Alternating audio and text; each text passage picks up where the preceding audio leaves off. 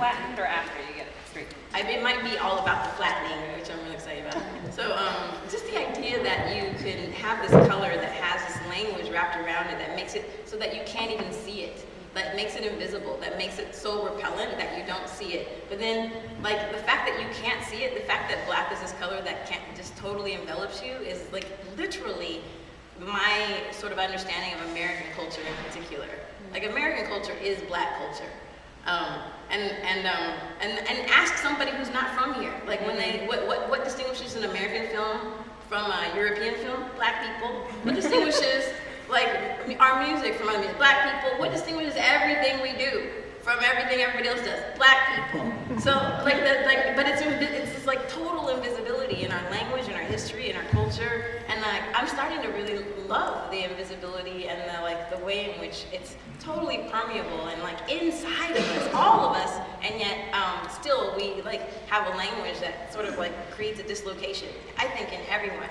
And I think it's like one of the never-ending traumas of being an American. But it get kind of like I feel optimistic about blackness as a thing, as a culture, as an assertion, as an identity, and as an American identity. I mean, we do have a black president, but Americans still don't know that they're black. Like white Americans don't know that they're black. And like the minute they really figure that out, it's just gonna be great. Because like you know what I mean? And I don't mean that in a But I mean it also as a color, like as a thing that you see and don't see, as a thing that's totally adaptable, as a thing that all you have to do is shine light on it, and black becomes white because it will reflect, once it's absorbed enough, like the color itself as physical properties, what it does, and where it's from, the center of the sun, or our stars, or whatever, carbon, etc. It's the most fundamental organic material.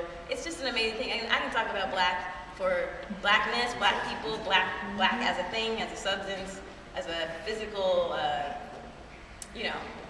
concept. Anyway, so I'll stop. But I think that's really interesting because just before we started talking, and Candida and Valerie and I were talking about this, Valerie's essay is very much about identity in Candida's work, which Candida and I never really talked about. And when she was kind of laying out this framework of diasporic vertigo, I was saying, well, I don't know that I would distinguish these qualities as not being a general contemporary experience of being dislocated, being constantly on the go, trying to figure out between places where you are and what you're doing and why you're doing it. And so maybe you could talk a little bit about how you see it, because I think you did have a good point. Okay. I gotta go maybe in both directions to respond to that, but I think it's an open question. I think it's important to acknowledge that for me too, that it's kind of investigated at this point, and I think that Candida and I are also in conversation about that, and you just added a whole dimension, like you added a whole cosmological. Yes, and comprehensive and everything. There is only one. There's only one. Just one. That's a That was joke an from earlier days. conversation. With the Sun Raja. It's a Sun Ra joke, not a Matrix joke. We'll get to it. Sorry, guys. Go on. Sorry. No, I love it. I'm just trying to get back to what you were asking me. I feel like the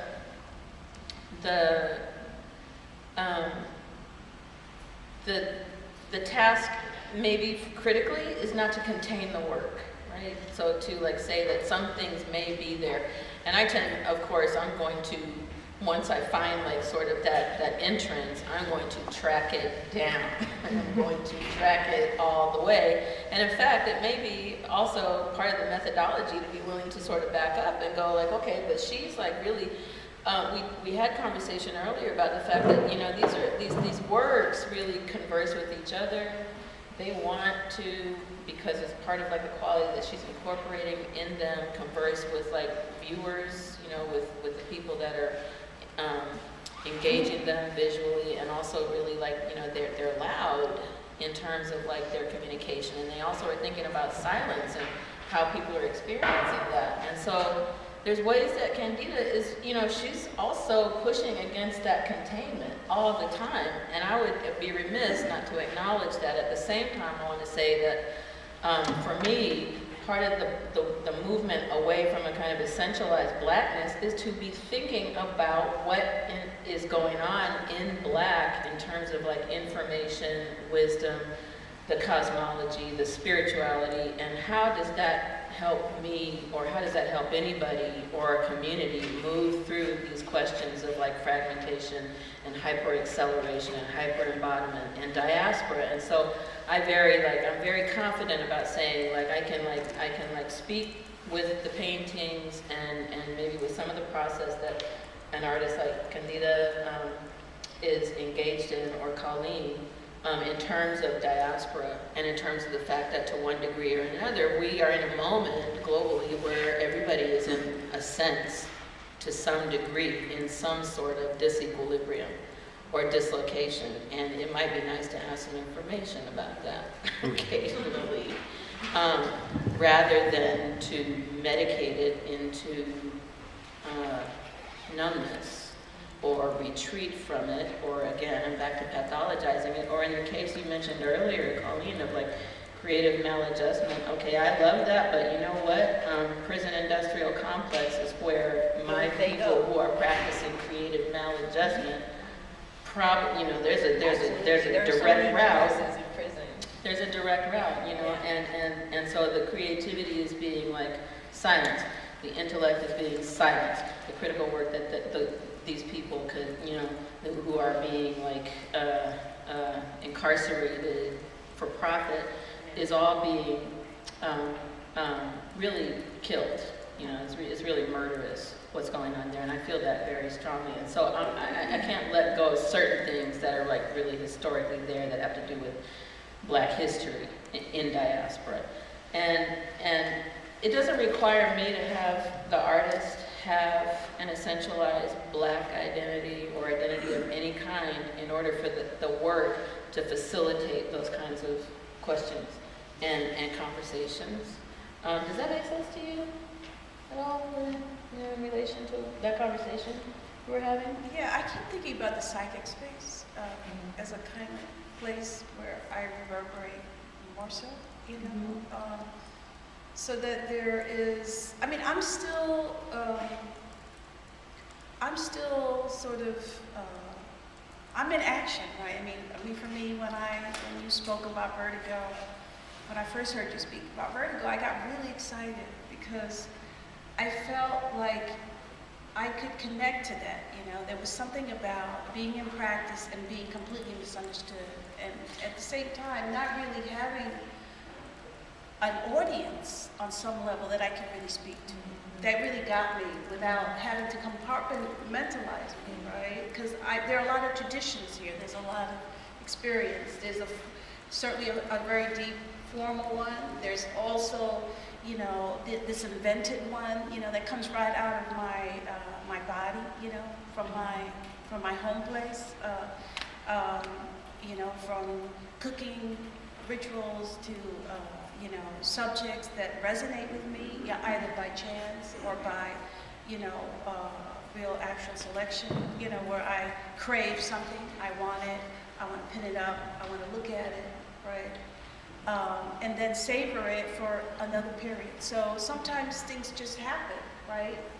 You have to let it, it's a generative process for me. So it makes sense, yeah, there's so many layers to this, and that complexity, that liquidness, that whirling, for me, it is the whirlpool. It's whirling, like my life whirls around the experiences that I have, and I've been, you know, lucky to have some amazing ones, right? And we all, as human beings, have good and bad, right? I mean, so I think that that's what makes this all interesting, this place that is studio, that is also a space that is safe for me, right? It's quiet. I work really quietly, believe it or not. Keep my mouth open for a long time. And nobody believed I was really shy when I was really young. I never talked, no. So this idea of being quiet and listening and watching, has always been with me. Always, always, always. I love looking at people, right? And so, what is that about? You know, I think it's sort of about trying to find out who you are, like where are you in all of this, right? So I wanted to go back to this, you know, because there's so many starting points here, but this idea of intention. I remember in the 90s, the conversations at Yale, because I was a student there, was about what is intention? What is your intention? I remember that being really huge. And I kept thinking, yeah, what is it? What the hell am I doing here? Like, why am I here? I was in the world. I mean, I was showing, and all of a sudden, you know, I was at Yale, and I'm like, why am I here? I just wanted to run away. But I realized I was there because it was a place to ask questions, right? And people were putting stuff like, well, you know, I remember I had somebody came in, very well-known, celebrated artist, I won't name his name, said, well, I don't see you in your work. And I kept saying, wow, he doesn't see me in my work? Well, how does he know? Like I don't even know. I think I know what. Who am I?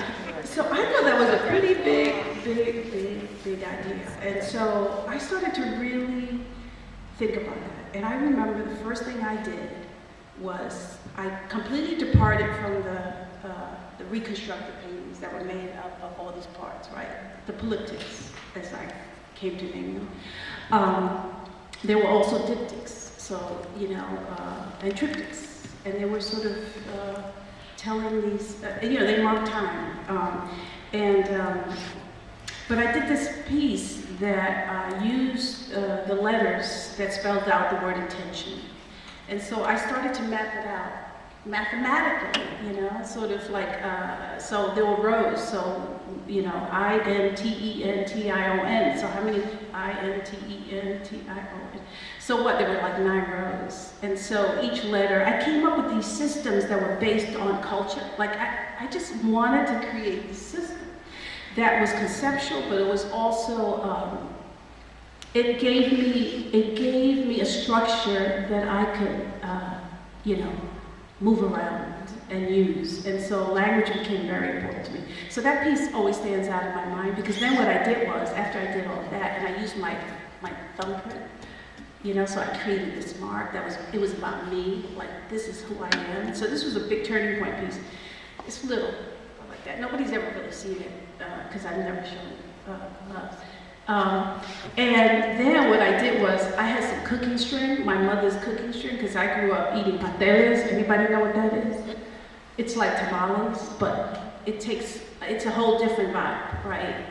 They're kind of the same shape, but they're slippery, and they have plantain in them, yuca, and, you know, some people eat them with meat, but I'm a vegetarian. I don't eat fish, but anyway, so I had this cooking string, this white cotton cooking string, and I just picked it up and I started to connect these nails that I had, you know, that were part of the sort of numbering system that added up to the letter, that added up to the word. Okay, so it sounds complicated, but it really isn't. But then I used this string to connect all those nails together. So what happened was it created its own, it created a picture within itself. And I was like, uh-oh, what the hell did I just do? But it was so liberating. Like, I was really, at that moment, I was just like, okay, what does this mean? And so it just led me on to question other things, like reverberation. So the next word was reverberation, and so I used nails and rubber bands. And then the piece kind of fell apart, right?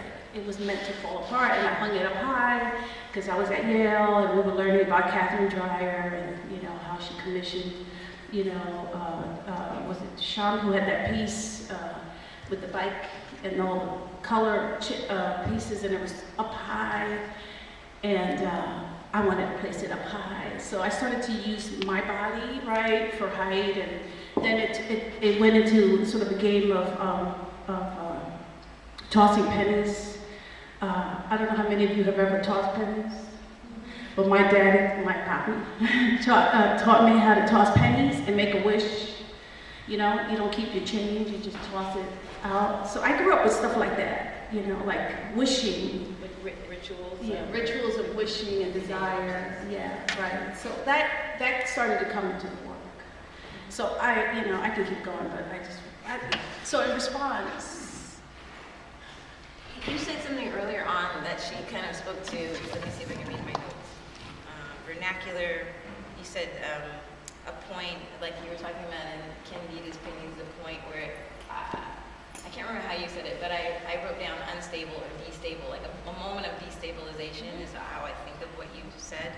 And then you said something about spaces without structure or order, and that inside of those, you can identify meaning and activity and purpose that I guess once you sort of free your, like Clyde Taylor's sort of like invitation to sort of leave behind a certain way of thinking about aesthetics, a certain way of seeing. And when you were talking about your process there, I was thinking a lot about that, about like the production of chaos and I don't know, getting a bit lost in a bit about the whirlwind. Gwendolyn Brooks has this beautiful poem about the whirlwind, which I don't know if you read it, but it's just so beautiful. But I was just thinking about that. I was wondering if you could talk more about this idea of like the spaces without order and what they signify to you, or like how you're thinking about them. Okay. Thank you. That's a great start. So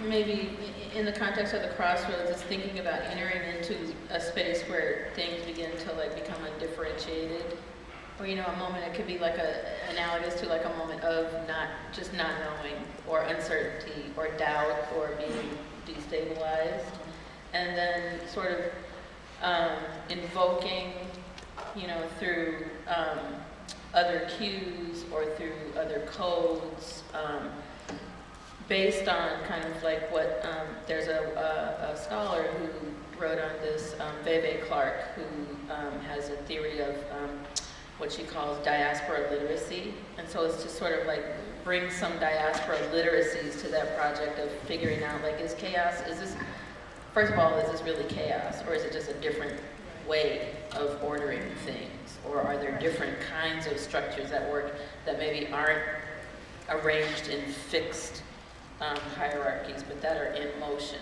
or that shift, or that, that there are other dimensions involved other than the sort of like conventional ways of looking at things. And so that really depends to me for going into those spaces. Like if somebody else might read them differently, but if I'm gonna be bringing what I do to them, I'm gonna be calling on those vernacular kind of literacies. And I think that there's a point about language here. A lot of this is about language to me, and the connection to how we see.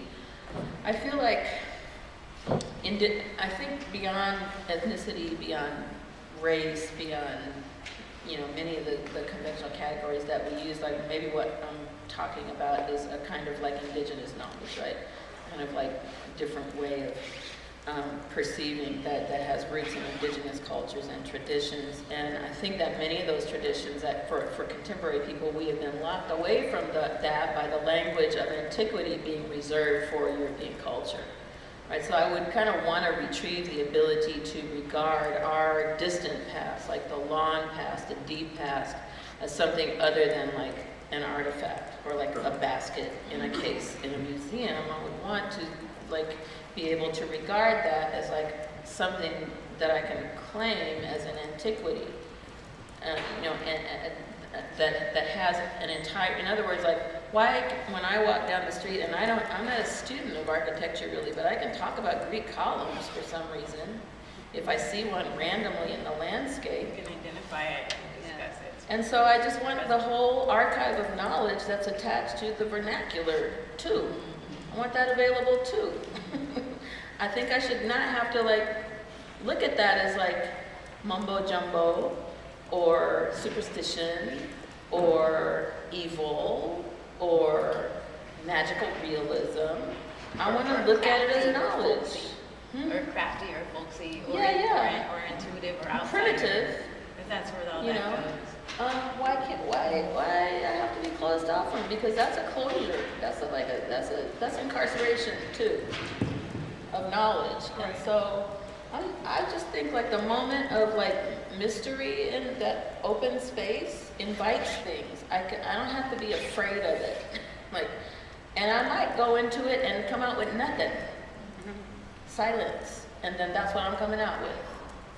And the ability to go like, okay, that's very valuable too. Like that's inscribed in there, and somebody, you know, I think we were here yesterday for just like a hot minute and talking about different ways of looking at a couple of the paintings in here, and with a couple of people who, one of whom is here, hello, who came through, and it was the conversation around the paintings that really gave it more meaning, you know, that and having Candida here to, you know, to say like whatever you see in there is in there, and it's all, you know, it's all in there, and it doesn't have to be just one fixed meaning that's going with it. We have the conversation spontaneously that, okay, so there's a claim that can happen here, like as a viewer, you're participating in making the meaning. So that's like so vernacular. That's just like a principle. I just want to be recognizing it as a way of knowing things that can inform how you walk through, how we walk through the world, so that like the vernacular is not just like constantly just sort of like an object for commodification, or an object of like shame, or we call it ghetto, or like, you know, we dismiss it, and it's like, you know, or it's like something that's like relegated to like, you know, the past, and it's like not interesting for us, and Greek columns are more interesting somehow. You know, they're interesting, but there's other things that are interesting. They were actually more interesting when the Greeks painted them really bright colors and like approached them in a vernacular manner than they are in the modernist sense. But like I was just thinking about Greg Tate writing this Afrofuturist manifesto that's called Hopscotch Kalahari. It's about the Kalahari cave paintings that are just like ancient. And then I was thinking about which is this Afrofuturist. I don't know when he's going to publish this thing, but he's basically trying to collapse time and space through language. And then I was also thinking about David Hammons and his thing about everything, like in the Black vernacular is a third, but it also works. And I was just thinking about those two sort of, it's very contemporary extreme, and then sort of David Hammond's insistence on always linking his work to a vernacular, even if it's. Colleen, what about your work and you wanting to put it out on the street by the bus stop? Similar. Being really, I think it's kind of in this vein. The wallpaper that we have out in the hallway, the other thing I was thinking about too is the system that you talk about, because it's the number, it's the title of the show, 17. So you kind of riffed on that extensively, and maybe your thoughts on kind of what Candida was explaining about how she had to create the system, and how you had to create the system to kind of break apart the system. Yeah, well, I guess pattern and repetition, I just felt like because of all the music listening that I've been doing, I needed to, I'm keep trying to find these sort of visual corollaries for things I'm learning in music. Pattern and repetition, these are things that exist in sound and that people understand on a fundamental level in sound. But then when they get translated to a visual context, they get sort of like placed in a hierarchical, sort of lesser than position. And I was really intrigued with this and its gender pattern and repetition. And so I was like, I guess I was like thinking I needed to go to this other, like it's something I never do, this sort of like really, really gridded. I don't do precision, which you have to do to make wallpaper. I don't do patterns or repetition. I don't work with paper. I don't even know how to draw. And so there are a lot of problems with this project in the sense that I had to learn a lot really fast just to get something. But the main thing in our conversation, when you invited me to do it, was that I wanted to sort of like take something small and like crafty that's like from the screen printing class here, something that's part of this vernacular. Like I'm in a class with people taking Shepherd Ferry decals and turning them into t-shirts. And I'm like, you know, he got sued for that. You might want to be careful. But hey, it's Hyde Park Art Center, so everything's good. And for real, you know what I mean? Like, it's like I'm in class like with like, you know, folks doing that, and then there's other folks that are like doing what I'm trying to do, which is just learn something, like learn how to do something. And I'm thinking about like just this sort of interior space, this sort of like domestic. It's all women. It's all about garments and clothing and flowers and pinks. And I was just like, that's so interesting. I just like want to kind of expand it until it becomes really feral and unruly and starts to sound like Sun Ra playing a mood. And then when I started the residency, which is the Washington Art, it's like there's arts incubator on the other side of the park, which you should check out. It's interesting. Anyway, the application for residency was about doing work in Washington Park, like public, engaged, relational aesthetics. That's what we were invited to do. But then the second we move into the building, they're all like, look at this beautiful building. Like, you know what I mean? Like, we have a gallery and we can hang things on the walls. I was like, wait. And like, we want to hang your wallpaper on the walls. I was like, well, first of all, that's happening. It's done. Second of all, look at this beautiful building. There's a building 1 block down, a full city block of apartments that have been boarded up, and they're really beautiful too because it's plywood. It's not those awful VSP metal gates. I was like, look at this beautiful building, and how about if I take what I've been doing in this sort of like crafty, sort of gendered, like resume, and like make it more feral, which is like put it out on the street as a human gesture, like graffiti. It's paper outside, week paste. It's already, like we put it up last week, it's gone. Like I think some people have been like moving entire panels because there's like a whole 20-foot section that's just gone. There's like nothing there, like someone surgically removed it. But then there's also blizzards and the glue froze. But anyway, so long story short, like I just wanted to expand this idea of like what sound does. Sound just travels and travels and travels, repetition, patterns, this idea of like a female interior space, and the idea that, like, did you know that there are only 17 ways to make a repeating pattern? You mathematically can't make, like, there are only 17 ways to make a repeating pattern. Let's think about that. It's a prime number. Like, if you mess around with it, you're going to get pi, which is the sound of infinity, which there's a $1 million prize for the mathematician who can find a repeating pattern in pi. Because when you find it, what you will find is the sonic chord of the universe. Did you know that? This is like, in math circles, this is not even like my occult friends here in Chicago who agree with this, like who think this is true also. But mathematicians are like trying to win this $1 million to find the repetition in pi. And so I just sort of like went crazy. I'm sorry, that was a long ramble. No, that was really interesting because I was thinking, you know, the words that were coming up like chaos, Feral. and numerology. Like I'm thinking, yeah, but that's a number 8. You know, it's infinity, right? It's like 8. On it. 7 and 1 is 8, right? Gotta tip it over. Right. But Also the one. yeah, the 1. But what did I want to say? Well, for me, you know, you might look at my pen and say, oh, chaos, but I never think about that, you know. And it's actually a really sort of, you know, it's like part of this process is sort of getting lost, you know, finding something that's very concrete, you know, like, you know, Josephine Baker, all the Jackson brothers, you know, and sort of, I mean,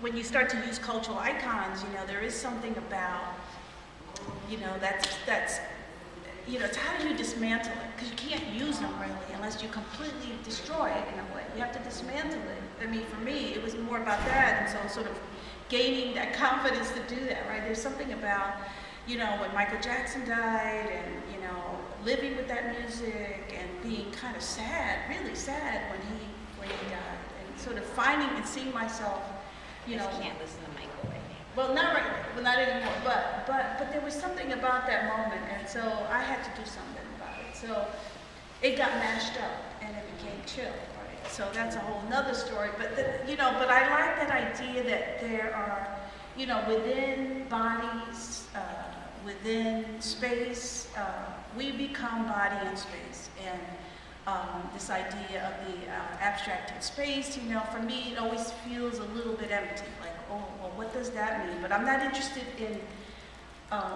you know, like somebody yesterday said, you know, well, what am I supposed to be getting out of this? Like, what is this? What, you know, am I getting it? What?